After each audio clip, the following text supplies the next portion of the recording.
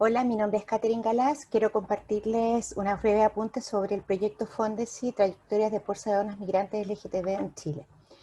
La presencia de personas de diferentes países plantea desafíos específicos para una sociedad como la chilena, que se autopercibe desde una visión nacionalista y heteronormada. Por otra parte, existe una visión de sexilio, ¿no?, que empuja a las personas a salir de sus países de origen, ¿no?, que no tiene que ver solo con las condiciones económicas, sino que por la persecución política, por las violencias que pueden estar viviendo ante penalizaciones formales y también violencias callejeras, violencias sociales e institucionales, la patologización que puedan cruzar. Todo ese conjunto de violencias, tanto estructurales como interpersonales, las empujan a salir y no necesariamente siendo reconocidas como sujetas de asilo o reconocimiento. Por otra parte, cuando llegan, en el trayecto también sufren diferentes violencias, pero cuando entran a Chile hay una cierta ilusión de un país acogedor que rápidamente eh, eh, es una falsa ilusión, porque empiezan a vivir una serie de discriminaciones, tanto en las fronteras físicas, ¿no? Sobre todo porque algunas personas tienen, saltan, rompen la lógica de los cuerpos heterosexuales tradicionales, de la expresión de género, y por otra parte a nivel cotidiano e institucional, ¿no? Confluyen, ¿no?, la xenofobia, el racismo, la violencia clasista en las experiencias que van viviendo. ¿Qué es lo que hemos ido rastreando hasta ahora? Es que la trayectoria de personas muestran que las entidades públicas trabajan exclusivamente bajo lógicas sectoriales, o bien de género, o bien de migración, que impiden lecturas interseccionales de las dificultades que viven las personas migrantes no heterosexuales. Por ejemplo, cuando asisten a un dispositivo de atención que es especialista en orientación e identidad de género, no necesariamente tienen los conocimientos sobre temas migratorios, o cuando van a entidades migratorias, no necesariamente tienen el conocimiento respecto de los derechos o las posibilidades sexuales en Chile. Entonces existe una visión a veces demasiado sectorial que impide visiones más interseccionales de las desigualdades que cruzan estas personas. Nos encontramos también con algunos problemas específicos. Por ejemplo, las mujeres lesbianas, migrantes, bisexuales, muchas veces se inhiben en el ámbito de la salud, por ejemplo, por el temor a ser denunciadas y expulsadas, en el caso, por ejemplo, de mujeres en situación irregular, o bien por el maltrato en servicios de salud debido a la conjunción de su nacionalidad y sexualidad, ¿no? Por otra parte, muchas personas trans están siendo vulneradas en el derecho a adquirir un nombre social, ya que la tramitación depende de la documentación que no pueden adquirir algunas en sus países de origen. Eso hace que obtengan la documentación chilena con sus nombres, digamos, de sus partidas de nacimiento o de su pasaporte, que no necesariamente confluyen con su identidad, ¿no? Frente a todas estas violencias que comienzan a vivir, también se generan redes de solidaridad migrante que a veces pasan, sobre todo por las necesidades iniciales, acuden a entidades no gubernamentales, muchas veces activistas, para poder encontrar soluciones que el Estado no está brindando. Y desde esa primera organización saltan a estadios organizativos de mayor alcance, incluso llegando a ser activistas, digamos, políticas frente a la nueva comunidad, exigiendo derechos y reconocimiento. Esto se ha dado mucho en los últimos 2 años, sobre todo frente a las experiencias de apoyo, sobre todo frente a COVID.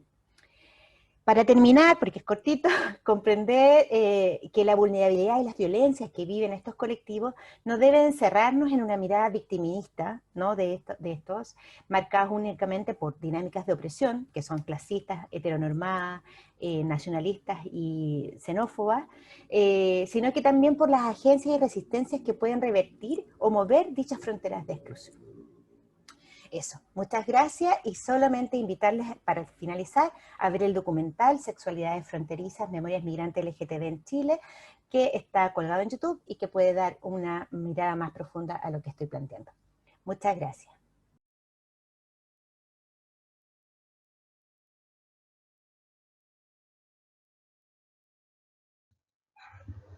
A continuación, voy a presentar mi tesis doctoral denominada Caracterización de las representaciones sociales de la violencia intragénero en parejas de hombres gay en la ciudad de Temuco. Algunos elementos presentes en la violencia intragénero es que existe un escaso interés social, y eso debido a que existen muy pocos estudios que hablen sobre la violencia intragénero. Solamente los que existen tienen relación con una comparación entre la violencia existente en parejas homosexuales versus las heterosexuales. Por lo tanto, hay una desconocida prevalencia, reconociéndose sí la existencia de este tipo de violencia, pero como hay más estudios que son en base a las parejas heterosexuales, no se tiene una prevalencia exacta. Además, considerar que hay una falta de conciencia por parte de las personas homosexuales al no conocer los elementos que intervienen dentro de este tipo de violencia. Hay una falta de reconocimiento como víctimas y también como victimarios. Sumado a ello, la invisibilidad de esta situación, producto de una doble discriminación que sufren las personas homosexuales por el solo hecho de su condición sexual, y además por el poder decir que sufren violencia dentro de la pareja. Dentro de las características de la violencia intragénero encontramos un concepto que se llama outing forzoso, donde las personas que sufren violencia intragénero escasamente lo manifiestan o lo dan a conocer. Existe aún un número muy alto de personas no visibles en la sociedad, por lo que denunciar este tipo de situación implicaría un riesgo aún mayor. Si no se ha hecho visible la orientación sexual o el hecho de estar en una relación con alguien del mismo sexo, va a ser mucho más difícil que denuncie esta situación de violencia. Al no reconocer los elementos de esta violencia, es muy difícil también que la víctima se reconozca como tal, y además que la sociedad nos ha enseñado a que la violencia en la pareja solo se da desde un hombre hacia una mujer, y por eso reconocer la pareja del mismo sexo se hace mucho más complejo. Existe todavía una situación de homofobia en la sociedad, por lo que muchas veces desde diferentes ámbitos se subestiman las relaciones de personas del mismo sexo y del mismo modo los actos que se cometen en contra de estas o dentro de estas relaciones. Esto únicamente aumenta la sensación de indefensión de las víctimas al no sentirse apoyadas ni respaldadas por la sociedad.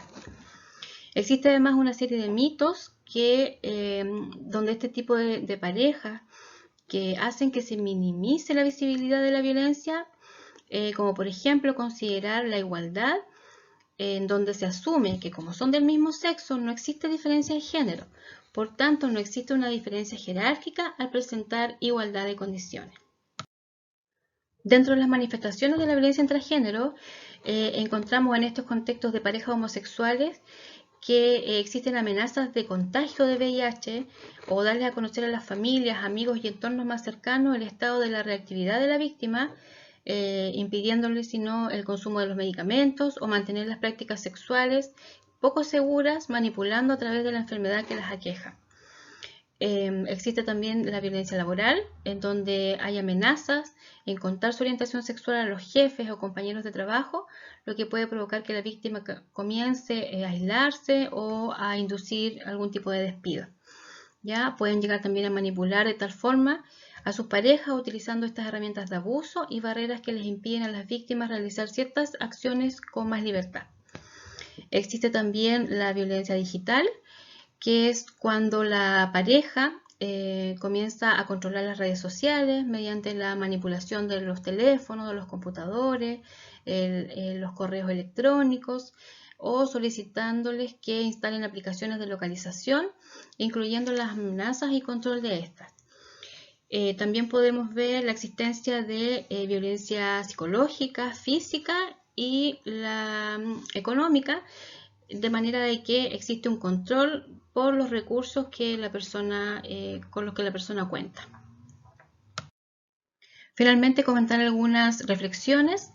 donde la idea de esta investigación es enfocarnos en las causas de la invisibilidad social y los efectos de esta problemática. Sabemos que la comunidad homosexual es un grupo que ha sido históricamente vulnerado, tanto por acción como omisión.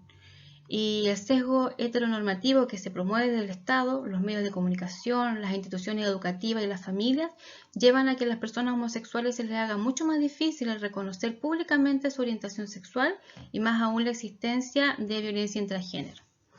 En la medida entonces que comencemos a hablar de violencia intragénero en todos los niveles, se podrá avanzar en políticas públicas dirigidas a entender y prevenir este tipo de situaciones, además de contar con profesionales especializados en esta temática. La violencia intragénero necesita un espacio de significación propia y a su vez lograr que desde el Estado se comience a pensar y hablar en esta problemática como una realidad, irremediablemente lo hará visible dentro de las familias y de la sociedad en general. Muchas gracias.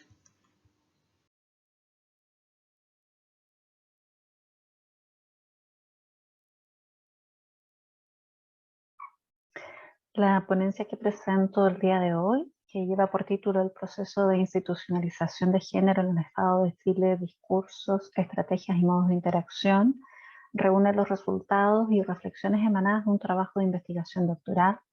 desarrollada en el marco del Programa Interuniversitario de Estudios de Género en la Universidad Autónoma de Barcelona entre 2017 y 2021,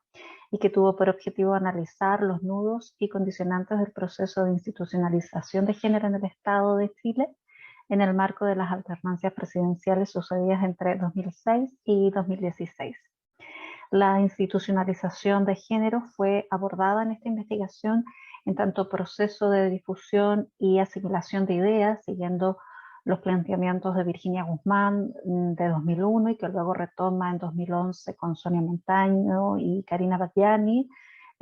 y en 2013 en un trabajo individual, y en tanto proceso, en tanto práctica social ritualizada, siguiendo los planteamientos de Karen Levy y Teresa Insaustegui hacia finales de la década del 90, principios de 2000, y que desarrollan en el marco del análisis de la transversalización del enfoque de género en el Estado. Se consideran tres ejes, tres dimensiones de análisis a propósito de este proceso de institucionalización. Por un lado, los marcos discursivos institucionales, las estrategias políticas y la interacción de actores, de actoras en contextos institucionales. Bajo el prisma de los enfoques no institucionales, en los planteamientos que desarrollan Loudness y Roberts en 2013, 2014 y que sintetizan un conjunto de enfoques neoinstitucionales, se incorporan la noción de cambio institucional y conflicto de poder como aspectos inevitables del proceso, y particularmente se toma o se incorporan elementos desarrollados dentro de estos enfoques por el institucionalismo feminista, particularmente los trabajos de Jorina Weilen en 2009-2014, por ejemplo, el concepto de actoras de género, pero también la necesidad de incorporar o de entender que todas las instituciones tienen género y en ese sentido la dimensión de género como una dimensión relevante para entender el cambio institucional. La estrategia metodológica aplicada corresponde tratándose de una investigación de tipo cualitativa, estuvo centrada en el análisis del discurso, particularmente la propuesta de Jorge Ruiz, análisis sociológico del discurso, y se toman también o se incorporan algunos otros elementos que tienen que ver con el análisis histórico del discurso en la propuesta de Marta Budak, al objeto de determinar de qué manera los marcos discursivos, las estrategias políticas y los modos de interacción condicionan el proceso de institucionalización de género. De esta manera, la investigación pone en relación los modos de interacción de las actoras institucionales y las estrategias políticas con los discursos políticos institucionales y las agendas gubernamentales en materia de igualdad y equidad de género. El análisis de la institucionalización de la perspectiva de género en el Estado y también en sus instituciones y organismos intermedios constituye un fenómeno de estudio y un debate de interés de cara al proceso constituyente, y también a propósito de la incorporación o el desarrollo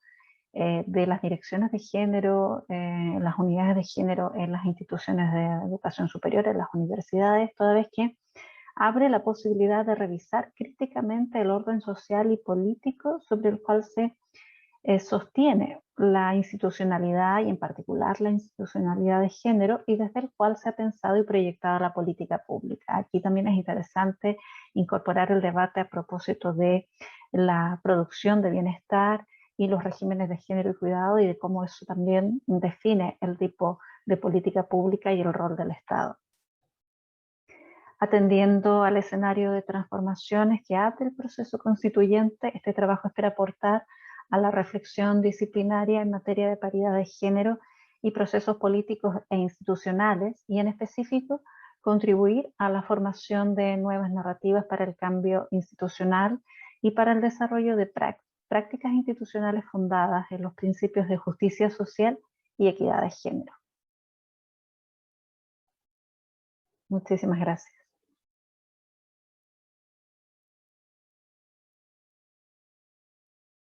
Buenas tardes. Esta presentación da cuenta del eje 2, que tiene que ver con la paridad de género y específicamente habla de la paridad de género en la producción de conocimiento y la relación entre género y ciencia, que para el contexto de nuestro país se vuelve clave al momento de pensar también un proceso constituyente. ¿Dónde he puesto el foco? He puesto el foco en carreras académicas de las mujeres en Chile, y particularmente analizando barreras de acceso y promoción a partir de los resultados de un proyecto Fondesit que actualmente está en desarrollo y que mira acciones como reconocimiento y valoración de las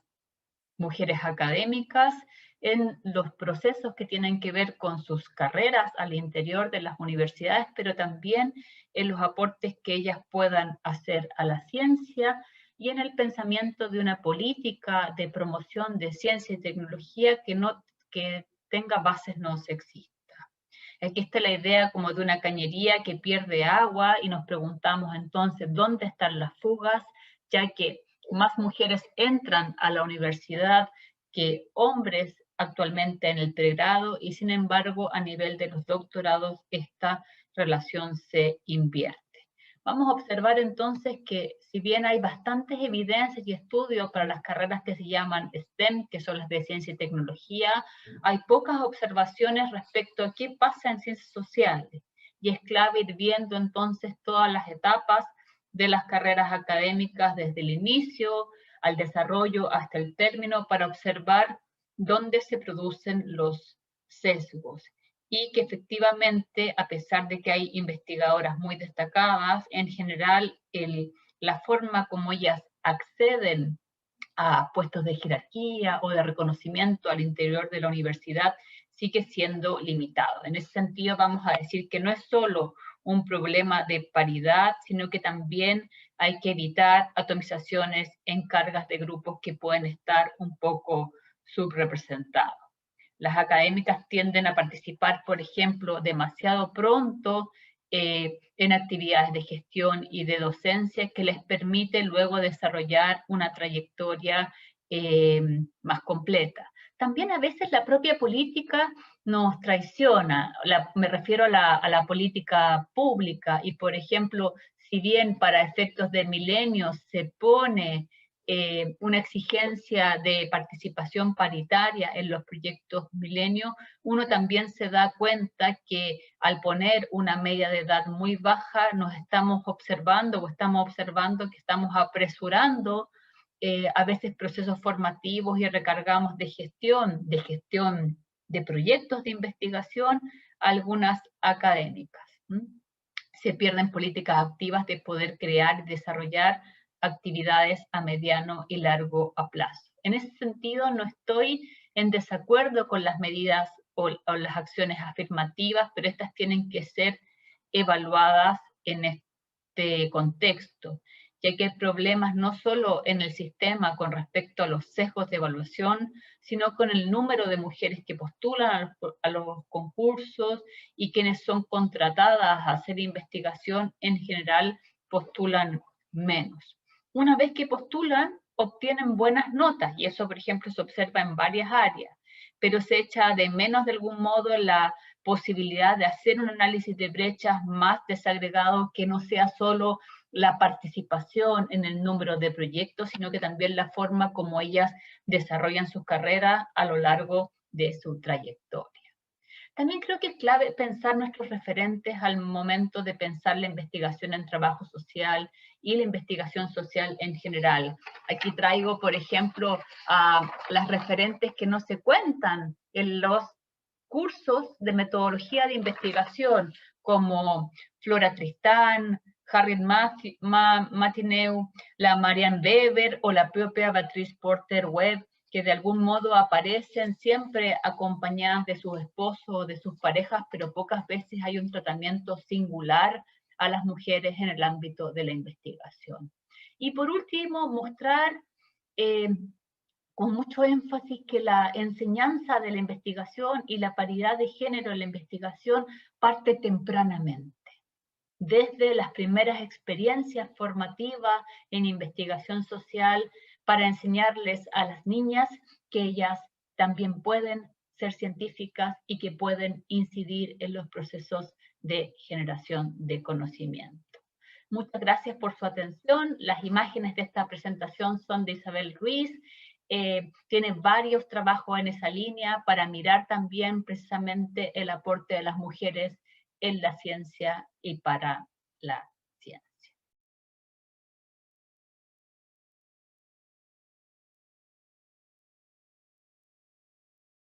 Hola, buenas tardes o buenas noches o buenos días en Santiago de Chile. Acá les habla Lorena Valencia desde Barcelona, profesora asociada de la Universidad Tecnológica Metropolitana. Hoy día quiero compartir con ustedes los resultados de la investigación titulada Maternidad y Educación Superior en Chile, explorando las significaciones en torno a las vivencias de estudiantes de la Universidad Tecnológica Metropolitana. Vamos a tratar de ser breve porque tenemos 5 minutos, ya tengo mi cronómetro funcionando y básicamente vamos a presentar primero un contexto que son las políticas de género y maternidad en la educación superior en Chile, algunos elementos para situar esa reflexión, partiendo por la idea de que la educación superior es uno de los espacios en los que históricamente se han expresado las desigualdades de género. El estudio de las diversidades, de las diversas realidades vinculadas con la maternidad universitaria constituye además un tema que se ha estudiado escasamente en el país y además se constata que la maternidad y el embarazo adolescente se constituyen causas importantes de la deserción del sistema educativo, no solamente en Chile, sino que internacionalmente. Y en relación a las trayectorias de la educación superior, se ha comprobado también a través de la literatura que el comportamiento de las mujeres, en tanto en las tasas de retención de primer año y en programas de pregrado, como su participación en la titulación, es positiva en términos del género femenino. Las instituciones de educación superior, por otro lado, han comenzado a implementar políticas de protección a los estudiantes con hijos, sobre todo a partir del denominado Mayo Feminista del 2018. En términos de los resultados de este estudio, que se hizo entre los años 2018 y 2019, encontramos que el hecho de ser madre y estudiante universitaria se encuentra asociado a significaciones que dan cuenta de una experiencia sumamente compleja,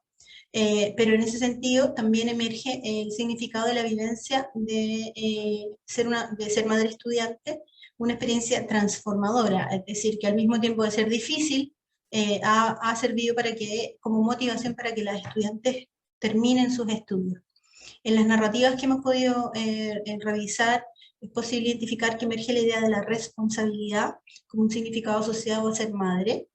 y en relación a la intersección específica entre ser o convertirse en madre al momento de ser estudiante, emerge igualmente la noción de motivación como significado. Asimismo, dentro de los elementos que facilitan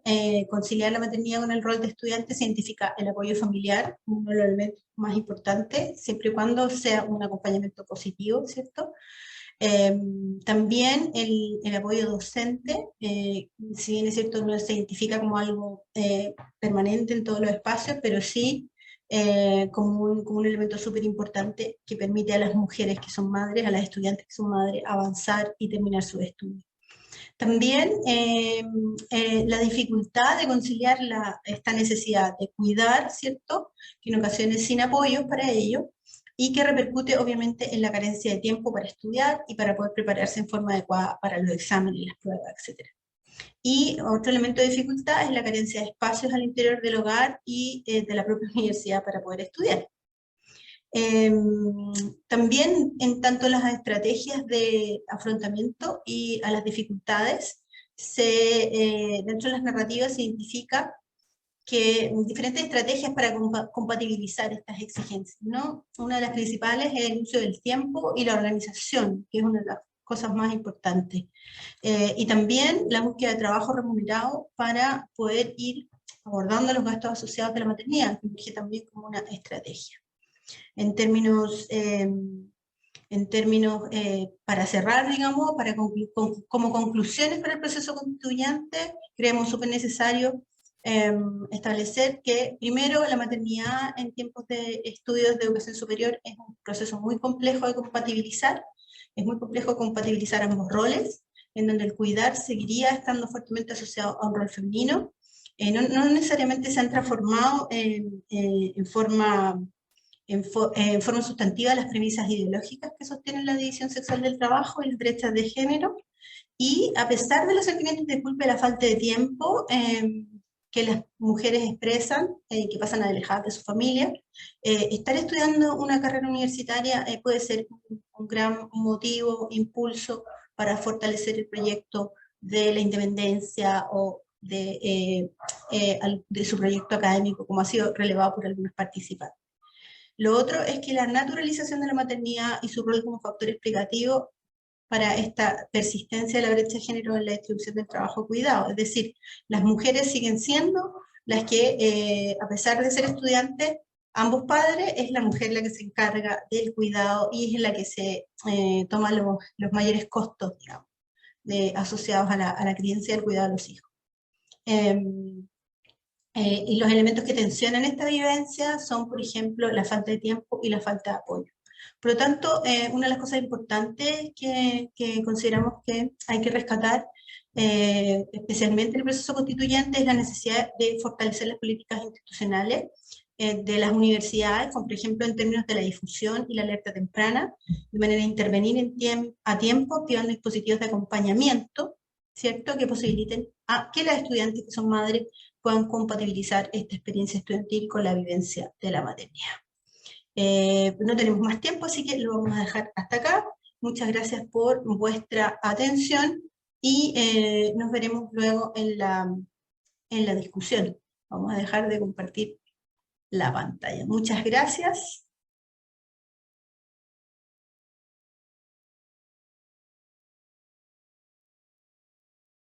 En esta ocasión queremos compartir con ustedes los resultados de un proyecto FONDEF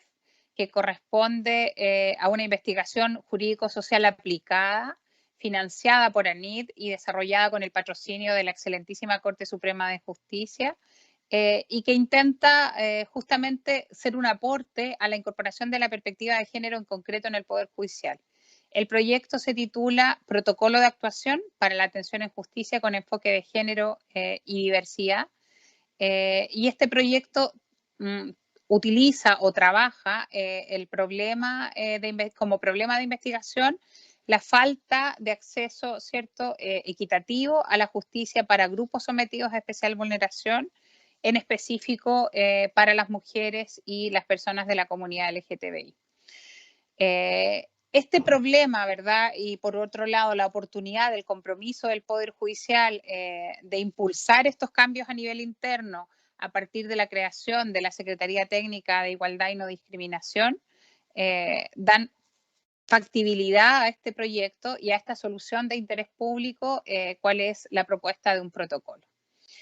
La estructura del protocolo es una primera parte de introducción y antecedentes, la parte medular son las recomendaciones y una tercera parte de anexos. Respecto de la introducción, comentarles que el propósito del protocolo, ¿verdad?, es favorecer esta incorporación de la perspectiva de género, tanto, ¿cierto?, en las prácticas institucionales dirigidas hacia las personas usuarias como entre los propios integrantes del Poder Judicial. Y dentro de los antecedentes, ¿cierto?, que fundamentan el desarrollo del protocolo, tenemos un marco teórico y conceptual, un marco normativo, ¿cierto?, tanto nacional como proveniente del derecho internacional de los derechos humanos, Y finalmente, un diagnóstico integrado, que es el producto, ¿cierto?, al cual llegamos tras el proceso de investigación realizado en el primer año del proyecto y que se articula en 4 apartados. Encontrarán también en las diapositivas siguientes el proceso metodológico que seguimos para elaborar el protocolo, distinguiendo entre el primer año de investigación y la fase de diseño participativo del protocolo como producto, ¿cierto?, con sus distintas versiones iterativas, ¿verdad?, y sistemáticas para ir mejorando hasta llegar a la versión final. El capítulo de recomendaciones del protocolo, centro de la propuesta, que está basada en básicamente 2 ideas centrales, que son la transversalización de la perspectiva de género en el Poder Judicial como poder público y en la idea de un ecosistema de perspectivas de género y de derechos que involucra los contenidos, las organizaciones y las prácticas de esas organizaciones.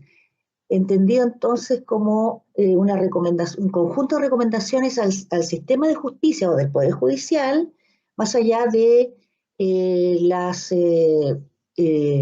los arreglos institucionales o la arquitectura burocrática del Poder Judicial, sino que más bien desde la perspectiva de las funciones que se cumplen dentro del Poder Judicial. Hay 2 grandes divisiones de recomendaciones. Unas dirigidas a los tribunales que integran el Poder Judicial, que son de la recomendación 1 a la 31, y luego hay un conjunto siguiente de recomendaciones generales de actuación para organismos del Poder Judicial que tienen atribuciones de gestión a nivel nacional, que son las recomendaciones de la 32 a la 53. Dentro del primer grupo de recomendaciones tenemos recomendaciones sobre trato, atención y trato y entrega de información a las personas usuarias, es decir, hacia afuera, y también sobre tramitación de causas con componentes de género y diversidad. Luego tenemos en el segundo gran grupo de recomendaciones, dentro de las primeras 31, las recomendaciones hacia el interior del Poder Judicial, ¿no?, o de los tribunales, para ser más específicas, recomendaciones sobre las relaciones de género al interior del tribunal y recomendaciones sobre formación, capacitación y difusión al interior del tribunal. Luego cada uno de estos grupos se va articulando, se va desplegando en grupos de recomendaciones más específicas, de acuerdo a las funciones y de acuerdo a las perspectivas o a las características y diversidades de los usuarios. ¿Cómo se estructura cada una de las recomendaciones? Fundamentalmente hay una forma de plantearla, una acción recomendada, se explica brevemente esa acción, se dan ejemplos y se establecen recursos de instrumentos orgánicos u oficiales que emanan del propio Poder Judicial para soportar o argumentar cada una de estas recomendaciones. A modo de ejemplo, una tomada en realidad al azar, que es la recomendación número 2, ¿no es cierto?, que está en el primer grupo de recomendaciones hacia usuarios. Se establece la recomendación, el contenido, que en este caso es diseñar un tiempo suficiente para atención de mujeres y personas LGTBI, y luego se explica de qué se trata esto, por qué es importante el tiempo, un tiempo suficiente, un tiempo distintivo para estas situaciones y para estos usuarios. Se establecen algunos ejemplos de actuación y se disponen recursos como, por ejemplo, la política de atención de usuarios o el protocolo de atención a mujeres víctimas de violencia, que ya son parte del corpus de recomendaciones internas del Poder Judicial. Bueno, y luego están las recomendaciones, diríamos, sistémicas, que están planteadas para que el sistema del Poder Judicial funcione desde una lógica de sistema de equidad de género y no discriminación, y es como terminan estas recomendaciones específicas y globales, y luego, bueno, los anexos que habíamos anunciado, que son de uso alternativo o complementario a los contenidos centrales del protocolo, que tiene como además atribución ser impreso y ser digital. Ese es en síntesis el resultado de la investigación aplicada de la etapa 1 del FONDEF para generar un protocolo de actuación para la atención de justicia con enfoque de género y diversidad, del cual subyace, digamos, la profunda convicción de que la perspectiva de género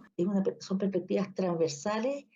que deben estar, sin lugar a dudas, de manera vinculante, incorporadas a la gestión de todos los poderes públicos, y que para poder arribar a ellas, tanto en la forma como en el fondo, existen métodos posibles, metodologías fundamentalmente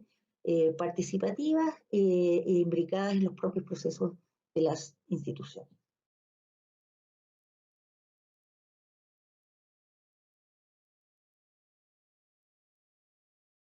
Hola, saludos a todas, a todos y a todes. Mi nombre es Carlos Andrade Guzmán, soy académico del Departamento de Trabajo Social de la Universidad Alberto Hurtado, y la comunicación que voy a compartir con ustedes el día de hoy lleva por nombre Cuidados y situación de discapacidad en Chile, desafíos para la nueva Constitución. En torno a los cuidados, sabemos que este ha sido tradicionalmente un trabajo desarrollado por mujeres a nivel nacional e internacional. Vale decir, en el caso chileno esto no es la excepción. Particularmente en torno a la intersección entre discapacidad y cuidados, sabemos que el 74% de las personas que cuidan a personas en situación de discapacidad son mujeres, y que el 94% son cuidadores informales y no remunerados. Vale decir que no reciben ningún tipo de ingreso por el trabajo de cuidados que realizan. También la investigación nacional e internacional nos ha mostrado que el cuidado está fuertemente asociado con implicancias negativas para quienes cuidan, particularmente en materia de ingresos, en materia de salud física y en materia de salud mental. Considerando estos elementos, con este estudio buscamos responder cómo describen las mujeres cuidadoras informales sus experiencias de cuidar de otras personas, particularmente personas en situación de discapacidad, qué consecuencias ha tenido para ellas cuidar